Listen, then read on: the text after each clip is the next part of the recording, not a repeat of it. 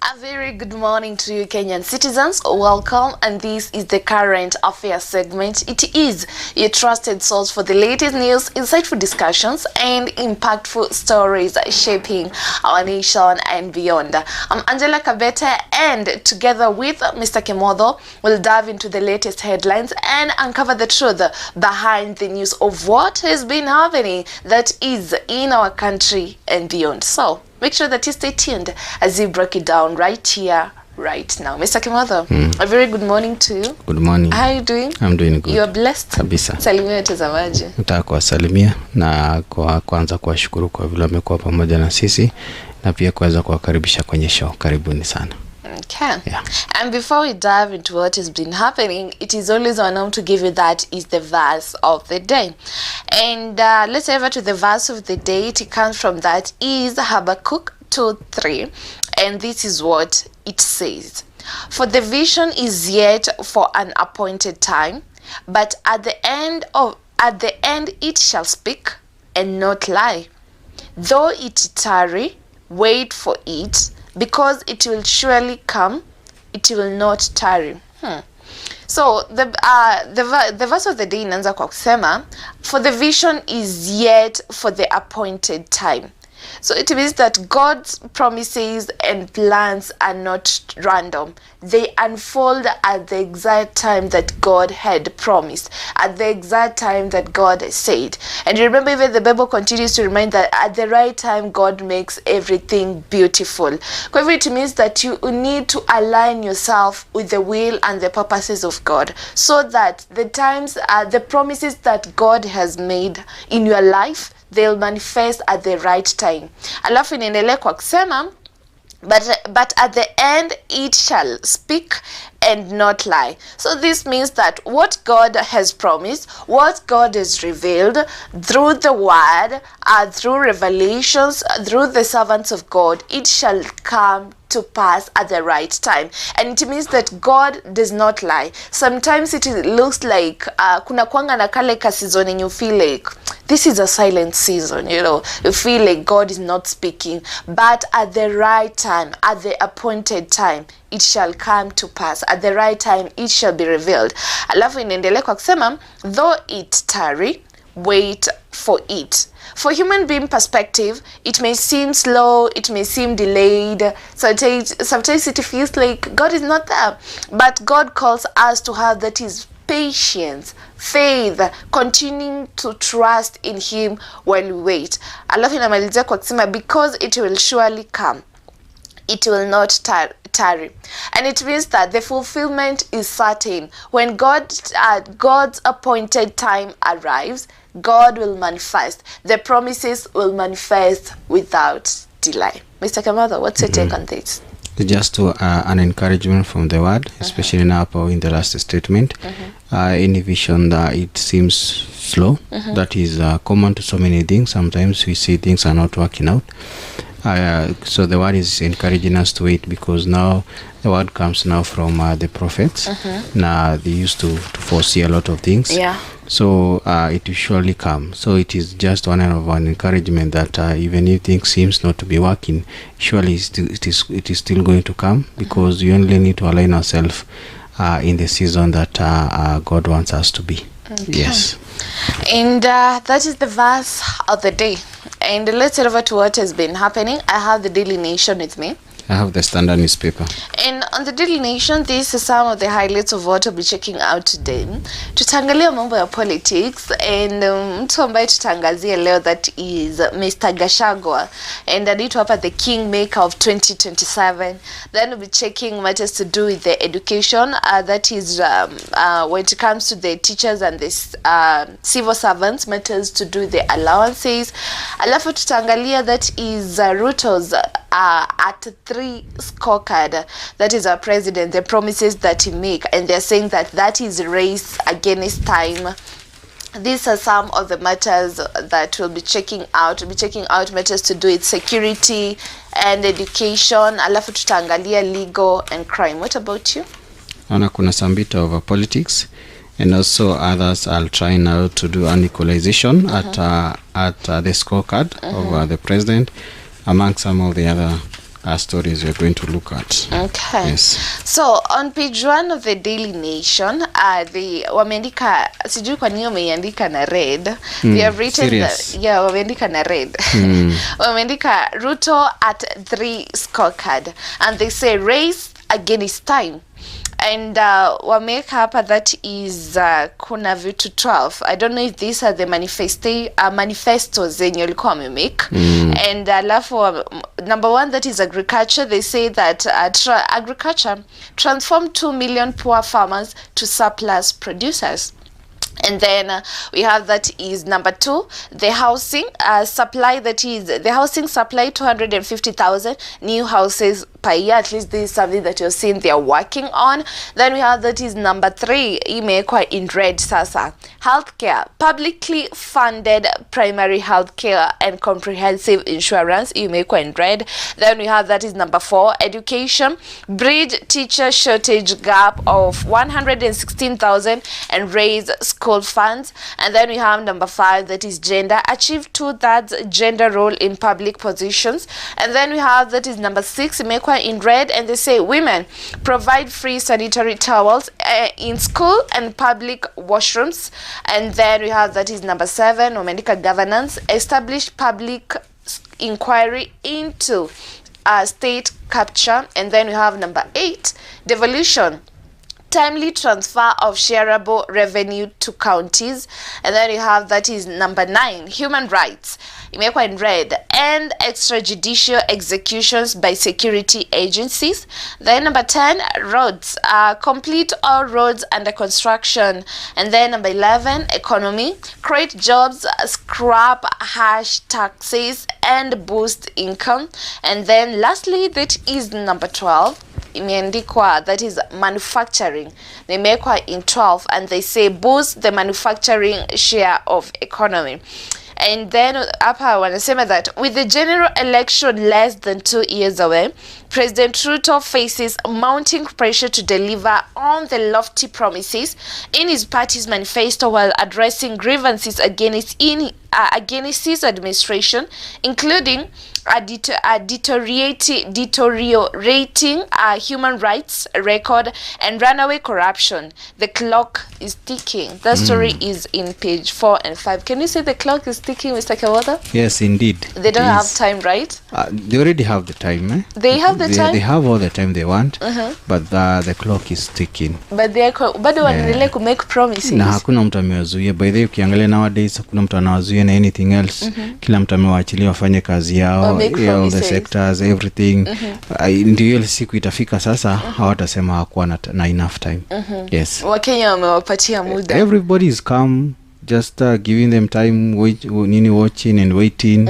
Yes. And unajua ikifika 2027 every Kenyan atakuwa anajiuliza, what has the president done for me? Yes. You know, what have I benefited from? How have I benefited from this government? Yes. And now we're on page 4 and 5, and they say that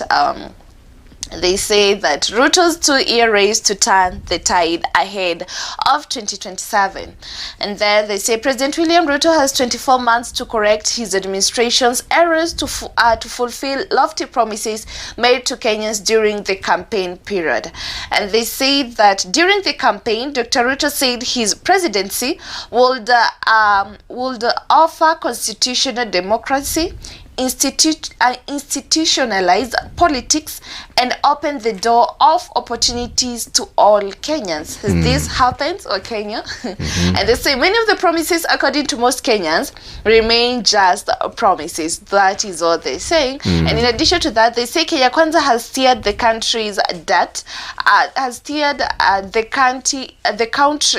country through debt and global economic uncertainties, stabilized the shilling, and implemented reforms in education, health, agriculture, and other sectors. However, the critics accuse him of burdening struggling Kenyans with more taxes while failing to rein in allies who continue to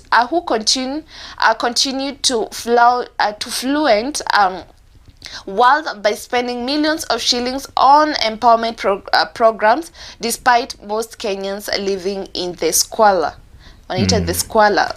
And now talking about burdening Kenyans with taxes, we saw the president last month, Mr. Kimotho, akisema for our economy to stabilize, for it to succeed, lazima tupitie the hard way. Yes, that is what he said. Yes. So the question is the hard way burdening Kenyans with taxes? That still remains to be the question. And then hapo wame mention that those are some of the things that the president amefanya. Wameandika the affordable housing. President Ruto pledged to increase the yearly supply of new housing to 250,000 and affordable housing supply from 2% to 50%. And after he resumed office, the figure was revised to 200,000 units in a year. By this time, the government should have completed building at least 600,000 units.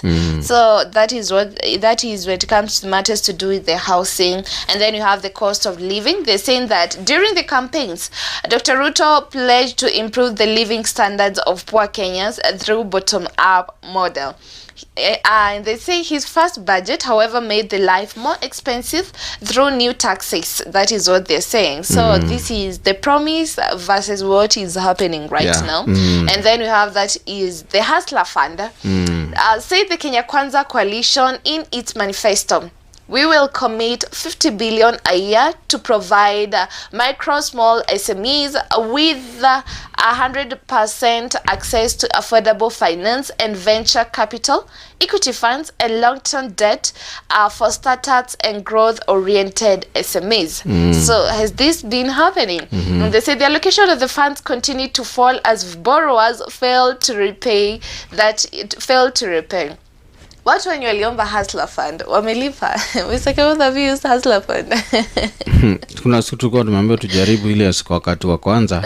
Pengine hatukuwa anajua ilikuwa ni real. Unajua lazima kama Mkenya unajaribu. Unajaribu kuangalia uone kama hii system itafanya, na tuliwasaidia sana.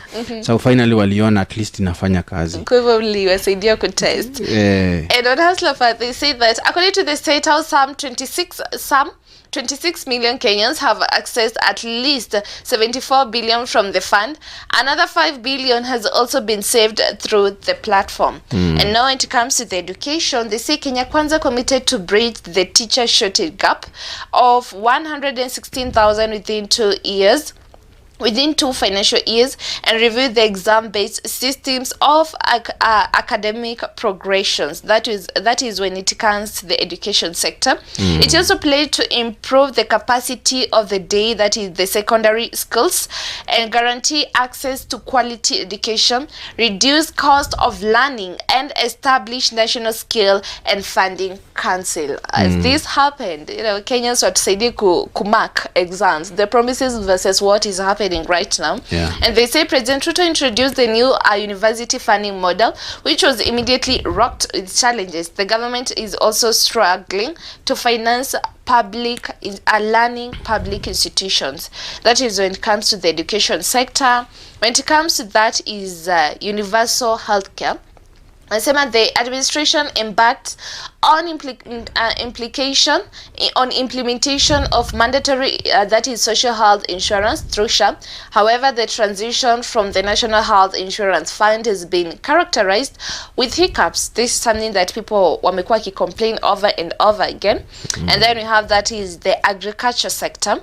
That is the last one. They say Dr. Ruto promised to transform 2 million farmers from food deficit to surplus producers through input finance and extension of food support. And I say that a State House says 7.1 million farmers have been registered digitally to ensure more accurate mapping and eliminate fraudsters. That is what they have to say about Ruto's scorecard and the 24 months that he held in office. Just ye mwenyewe alisema that it is like an exam. He's going to be examined, and it is just going to be it is very simple, just a comparison of what you said during the campaign, because those are the promises, those are some of the things that you had to make to your employer, who was the people at that time. So wataangalia waone, this is what you said, this is what you have been able to deliver. And definitely lazima pale kutakuwa na section pia ya the reasons as to why you did not be able to deliver. So hiyo haitakosa. Kwa hivyo kutakuwa na reason as to why I did not deliver. Definitely in our Kenyan politics there have to be reasons. Pale unajua kuna ile ka section ya mwisho, because this is what you said, this is what you have delivered, and these are the reasons as to why you have not been able to deliver. And what if the reason could be I need more time, because this is something that most of the politicians wanapenda kusema, I need more time. Now it's upon us for the Kenyans to decide. Yes. Kenya sasa wataamua if watawapatia more time. Yes. Okay. And do you have something else? So in almost context to the similar stories that you have read, because wewe umesoma ya kwamba na mambo na zile promise ambao waliweza kumake at that time. Ninaona hapa gazeti la Standard that is wametoa another title ambao wanaita Billionaires League. And I can see some very other faces. Naona Bill Gates, naona Elon Musk hapa, nikiangalia that is pia ule wa Facebook yuko hapa. There is also another person pia nikiangalia hapa, naona another person yuko hapa. And the reason they are doing this, inaona hapa kuna very luxurious jet ambao wameiweka hapa hivi. Ukiangalia president hadi yako na shades zimeweza. Yeah, ameweza kuziweka pale. So they are saying in spite of that is the frail economy, Ruto doesn't mind spending bigger dollars. Okay. That is what they are saying. Na wanasema now the president is playing that is the Billionaires League. Because ukiangalia sasa hapa kama akina Oprah Winfrey ambao ninaona hapa na wengine hapa ni watu ambao wako ile the top league ya list. Yes. Ya billionaires. So ni kama sasa gazeti leo la Standard inajaribu sasa kutuonesha nao mahali sasa pengine our president anataka kuattain ile the standard. Na sasa kulingana na the spending inaonekana nao the standard spending inakaribia hao ambao wameweka kwa hizo picha. So the president has a taste for the finer things, but this comes at a cost to the taxpayers. So whereas he preaches that is outstanding, that is when addressing the nation, his spending is unhindered. So nikiangalia hapo akisema that is President William Ruto is known to own and wear several expensive and luxurious items, which have often been highlighted in the media. Some notable luxury items include Stefano Ricci, that is a crocodile leather belt, which is approximately 425,000. That is 2,800. That is dollars, which has been widely discussed and caused public reaction due to to its high cost. Then that is pia kuna the fashion wise, he has been noted to embrace tailor-made, that is shirts, kaunda suits, and that is branded wrist watches, reflecting both elegancy and wealth. Wow. Also at the same time nikiangalia hapa that is wanaita at the Christian, that is Louboutin shoe valued at 178,000, especially that is the brown. Wana specify the brown na categorically into the Oxford shoe, recognized for their sophisticated design. And 18, that is another upper carat rose gold, that is a wristwatch valued at about 8.7 million. My goodness. Noted as one of the thinnest automatic watches in the world. Additionally, luxury watches include kuna pia watch ingine ambayo inaitwa that is a lounge, that is a one moon face watch costing between 5 million and 12 million, and a Dayton about 6 million. following the footstep of his boss, Transport Secretary Kipchumba Komen, has been spotted wearing 140,000 Gucci shoes. Now, I think that's why now the reason as to hair amekuwa branded category now ya how are the billionaires ambao wako pale. But it's not bad. But it's not bad. It's not bad. It's not bad to wear a watch. It's not bad, belt. But then itabidi nifanye value. Hiyo pesa inapita mshahara yake, Mr. Kimotho. Sorry to say. I don't know the value as how they do, because as nakutaka projects za county nyinyi, normally the project kama ukiamua kuifanya inaweza tuseme for example kama ni choo ukiweza amua and everything else haiwezi pita 400,000. But wakati the value anakuja sasa inaingia now to the other way around ya government, utakuta the same measurement ya the same toilet to the government ina cost 2 million. So I don't know the variation ambayo inafanywa hapa, but some of these things I don't know how they correspond. I can also not ascertain the values of this because I'm not a valuer. I'm just reading now what has been stated here.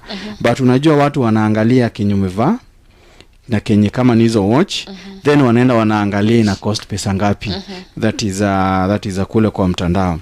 So designer. Yes. So and you remember that the CS nani Kipchumba ndio alikuwa highlighted na haya maneno, but sasa tumeona kumbe that is kuna pia mambo ambayo watu wameweza kuanalyze pale. And I can see that kuna some of the people ambao pia wamekuwa in government, kama tuko na Zach Kinudhia who served as a chief administrator secretary, that is in the Ministry of Sport, Culture and Heritage. That is a hint out at the lavish spending by the president. The ruling elite begins with the president that has become indifference to the suffering of the greatest masses, especially to the youth ambayo wanaangalia hapa. Pia kuna mwingine anasema anaitwa George Okoth. Well, he went online to express his frustration. If you didn't know, now you know. If you didn't feel the pain of Kenyans being taken for a ride, now you know. The pain of your salary being deducted for the housing levy that you'll never get. Sasa huyu ni mmoja ambaye kulikuwa na one of the civil servant ambaye pia ana experience ya kuangalia vile spending inafanywa in government, na pia kuna huyu that is one of the Kenyan ambaye anadidactiwa some of this levy categorically ana specify na mambo na housing. So ukiangalia haya mambo yote ambayo yako hapa, Kenyans are still watching. That's why we say that they have all the time that they want, but the clock is ticking. They still have a lot of things that they need to do, because ukiangalia sasa for example kama kumekuwa na zile trips ambazo zimekuwa zikienda pale na wamekuwa wakitumia, na hizi trips zimekuwa zikikost a lot of money. In fact last time tuliangalia tukaona that is domestic travels zina cost, they are becoming more expensive than even zile travel ambazo wanaenda kule that is outside. Ama pengine tulitoa hiyo report wakaamua sasa nao watumie nao really luxurious jet ambayo iko pale, na ukiangalia hizi jet zimekuwa zikitumiwa na hawa ambao tumesoma hapa, na hata wengine they own. Sasa wacha yenye sasa yeye ana rent. Kuna hawa they own not one, several, some of these ambayo luxurious ambayo konayo. Yes. Mambo ya traveling, I don't want to say karibu kwa traveling influencers, Mr. Kimotho. Yeah. Because hizo pesa ni mingi. Kitu yako ni pesa ngapi, Mr. Kimotho? Ndio nimesema I think nitarudi pale kwa value. Ama ni vizuri saa zingine pia unaweka ile receipt, unaweza kukumbuka vizuri, because I don't know how vile value wanaweza kufanya, but unajua kuna vitu zingine is just very common. Unaangalia kenyiko and then unaenda pale kwa mtandao and then inafanya variation. And do you remember the president ile time ya when he was new in the office alikuwa anasalimia wa Kenya, good morning fellow hustlers. Yes. Kenyans. Yeah. Do you fall on the same league? Do Kenyans fall on the same league? Hustlers. Is this still a hustler, that name? I don't know, but if you can correspond now to the story, the story yake, because that is the story that alikuja nayo. And maybe for example sometimes we might that's why sometimes it's good now to dig deeper. even in the history of a person. Because to him, maybe now this is the first time ambayo amepata the environment, the good environment of that luxurious. After being a hustler. Yes, that luxurious, because ukiangalia pia hapa kwa gazeti la Standard wanasema does Ruto feel for hustlers after that is a meteoric rise to empire builder. So remember, from selling chicken by the roadside, whenever he broke now, from free, from training school and everything else. You remember that the story ambayo ali come up nayo, na ilifeel watu. In fact, kuna some of the pictures tukiona pale, akiona Kabete, kitoka I think evangelism, kunywe chai kwa hoteli, na mambo mengine yote. So I don't know, because kila mtu unajua kuna ambitions zake, personal ambitions, and also now to the national ambitions. And you remember now, his story is not see a president peke yake amekuwa na the same story. Pia ninaona hapa that is nani hapa anaitwa Abraham, that is Lincoln, ambaye alikuwa ni that is a US president. Na pia hata pia alikuwa na the same origin. But you can compare now the two, because now huyu aliserve under one of the greatest superpower nation. Na ukiangalia bado hao pia wanamkumbuka. Ukienda in history utakuwa unasikia mambo ya vile ambavyo alifanya. So inamaanisha also to him, if you compare the two, pia one day in history watu watacompare also now the two scenarios. Because yeye akiingia kuna mambo mengi ambayo alifanya. And you can also remember that is wakati pia that is alikuwa elected, alikuwa interviewed even by the BBC na pia Al Jazeera, na pia that is akasema, akatoa some of the statement. Na akasema unless you are firm, you cannot you can get nothing done. My background gives me the world the world view, understanding of what the issues are, and by the virtue of the opportunity I have gone through the leadership as a member of parliament, minister before, as a deputy president. It gives me a vantage point of a solution to the challenges that face our country. So if you can compare the statement that he said at that time and what is happening, you as the Kenyan, because now you are the employer, you can also judge by yourself, because he said by his background he can be able to understand that kulikuwa na promises ya diapers itakuwa reduced, sanitary pads, even to the public toilets zote zitapatikana pale. Kulikuwa na so many other focus, because his background inaweza ku understand that. Also at the same time by the akarudi akasema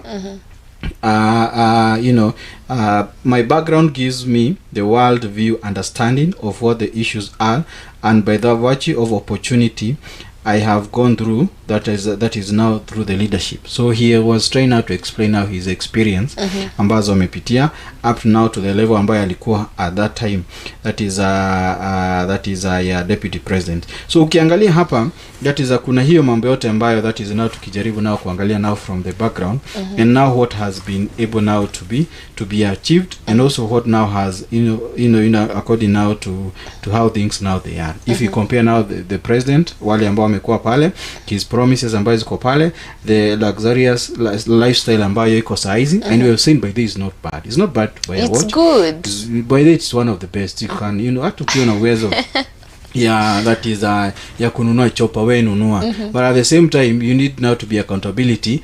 If the genuinity that is over your spending comes from your pocket, it's something else. But if all this is coming out from the taxpayers' money, that's when it raises a lot of question, especially now when you compare now to the sweet promises that were made now during the campaign season. Wakenya watuambia how they feeling about that, those statements zimekuwa released. Mr. Kimotho, watuambia how they are feeling right now. You see now, how ndio watasema, because I remember the other time, the some of the comments that were that I remember that it was said that nyinyi kama wa Kenya, nyinyi ndio wadosi, nyinyi ndio wenye kusema, nyinyi ndio wenye kupanga, sisi ni kazi. So you can see those statements zilikuwa zina zina applause the spirit of Kenyans. Now wana feel ya kwamba indeed it is, we are one. Yes, alikuwa naita madada zangu na mandugu zangu. Yes, now it is upon them also now now during now to the scorecard ambayo iko hapa, now it is upon them now to go and see if what was said has it been done, and the time frame ambao wako nayo kama watapata. But these are some of the scenarios, because these are some of the things that we can be able to see, because kama ni ndege tunaona imetumika, people now pia mtandao siku hizi iko wanaenda wanaangalia inatoka wapi, ni pesa ngapi, and all those factors ambazo zilikuwa pale. Kama ni the promises ambazo that is walisema, everything is there, na pia unaona ndio inaweza kufanya nini, tunaweza kufanya the variation that is there. But now that is the whole scenario of what is happening. Kwa ligi ya Elon Musk, Mr. Kimotho. Yes, and Oprah Winfrey wako hapa, na Bill Gates wako hapa. Hiyo si ni raha sana. Kuna kajoy kako pale. I don't know what the president is feeling right now. The difference now between him and them, how whatever they have gained, they have not gained out of political affiliations. So that the difference out of their hard work. Yes. Naona tu picha inafanya kai celeb fulani. Ajulikani vizuri. Kini vizuri mtu akae ligi yake. Yeah. Okay, yes. Away from that, into politics, remember hapa America, that is the DCP. Rigathi Gachagua, and wanasema Gachagua 2027 kingmaker or going for a crown. It's a question that they are asking, and that story is on page 7. You all know that last October Mr. Gachagua was impeached, and that is what happened. And then the Senate impeached him after breezing a trial on charges including ethnic incitement, indication of judges, and abuse of office. His lawyers maintain the accusations were politically motivated, but the scars remain. That is what they have said. And then they say the former deputy president Rigathi Gachagua is attempting a political comeback after now stretches to presidential ambitions, a move analysts describe as either a daring master stroke or a reckless gamble that could end his career. That is what they're saying. And in addition to that, they say that for Mr. Gachagua, this presents both threat and opportunity. He could consolidate discontent in Mount Kenya, but only if he convinces voters he offers more than defiance. Many insiders whisper that Mr. Gashagua's presidential talk may be less about occupying State House and more about bargaining power. But by floating his candidacy, he positions himself as indispensable within the opposition and shields himself from being sidelined in coalition deals. And we'll make up what Mr. Gachagua said. I plead with you to support my presidential bid so that I can send Ruto home. So Ruto is the current president. I can send him home. He tricked us into going to the wedding into a brackets, that is the elections, on a borrowed horse without our political party. But we know now, we know better now. That is what Mr. Gachagua told people in Nyandarua. And they say that the coming months will test Mr. Gashagua's resilience. And when it comes to the victory of election and leadership to defeat, and they say a defeat could expose fragility and consign him to political wilderness. Okay. And so they say ultimately the question that now dominate political discourse are stuck. Is Mr. Gashagua's career finished, or is he only beginning a long march back to power? Does impeachment define his legacy, or does impeachment define his legacy, or can he turn it into a badge of defiance? That is what they're asking. And his presidential talk, is his presidential talk a serious ambition of a high risk bargaining chip? They say in Kenya's unpredictable politics, where yesterday's exile can become tomorrow's savior, the answers may not be far off. For now, Mr. Gachagua remains both a symbol of defiance and a man walking a narrow path between revival and ruin. So let's see what will happen. Yeah, let's wait for it. Yeah. Because at the same time, he's also trying to clean his own mess. Because he needs, unajua in politics sometimes ukienda so much higher, if you're not careful, on the same scenario, one day inaweza kuja na ikunosaulike kabisa. So he went there blindly. He could have seen what the president did, because in 2013 the president merged, that is a TNM and a URP. So that's when now tukakuwa na na Jubilee ambayo tulikuwa nayo pale. So kwa nini alifanya hivyo? Does it mean that hawakutrastiana na the former president Uhuru Muigai Kenyatta at that time?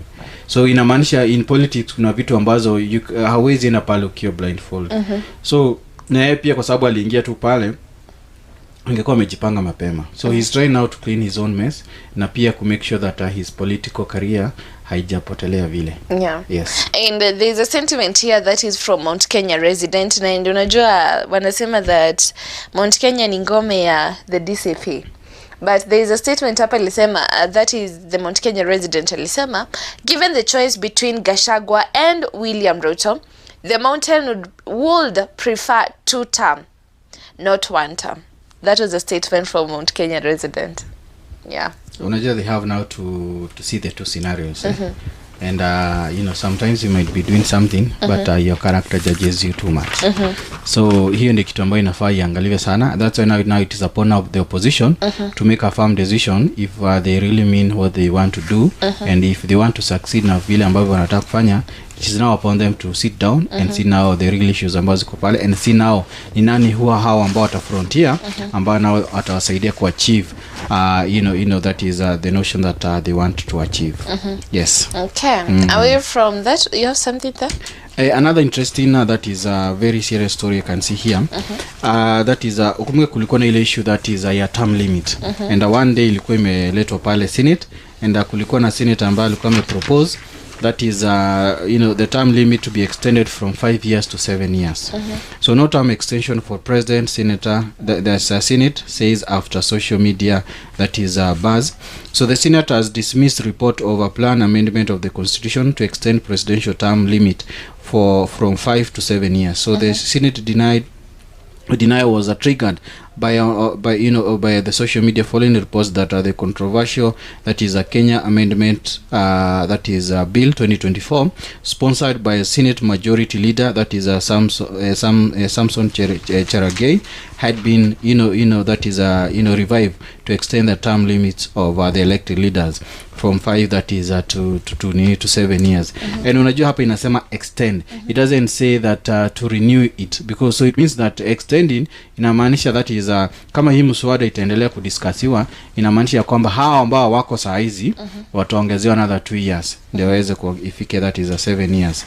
So that is now kulingana na those terms. In a statement, the Senate that is attempt the allegations as incorrect, adding that a review of the official constitution of Kenya Amendment Bill 2025 shows that the claims being made are false. According now to the Senate, the facts based on the contents of the bill are that it doesn't extend term limits, adding that nowhere in the constitution of Kenya Amendment Bill 2025 is there any proposal to extend the terms of office for the president, governors, and PMCAs for that is from 5 years to 7 years. So the bill does not amend the articles of the constitution that deals with the term limit for this that is elective position that is now what now the Senate explained. So ni kama hawa pia that is walisema ya kwamba now the bill haitapita. Another proposal is that the bill is to protect county assemblies by establishing constitutional protection protected county assemblies fund to ensure financial independence.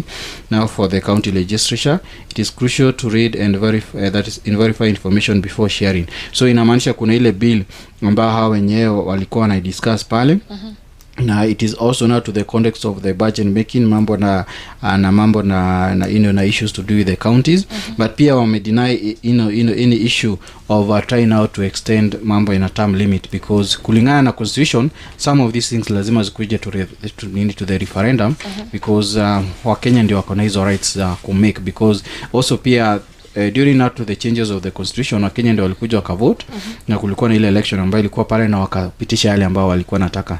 So these elective positions, na hata wakipitisha pale haiwezi, because it has to come back to the Kenyans, because hao ndio wanafaa decide. In fact hata pia nimekuwa nikiona that is the former prime minister amekuwa akisema pia ana propose the reducing the numbers of counties kulingana vile ambao tumekuwa nazo 47. So hata hao wenyewe hata ku reduce, they cannot be able to reduce. It has to come back to the Kenya, and it has to come through the referendum.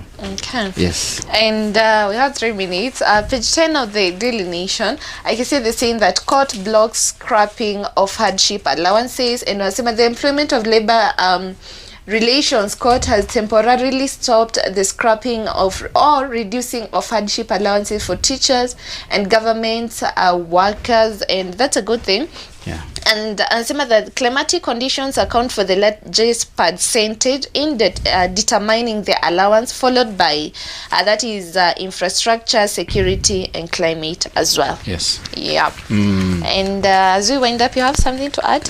Just to say that thank you for our viewers, and also to tell them that there are a lot of so many stories, including the stories ambazo tumesoma hapa. You can go and read deeper and have a vast understanding on what is happening, and also just to wish them a blessed day. Thank you. Yeah.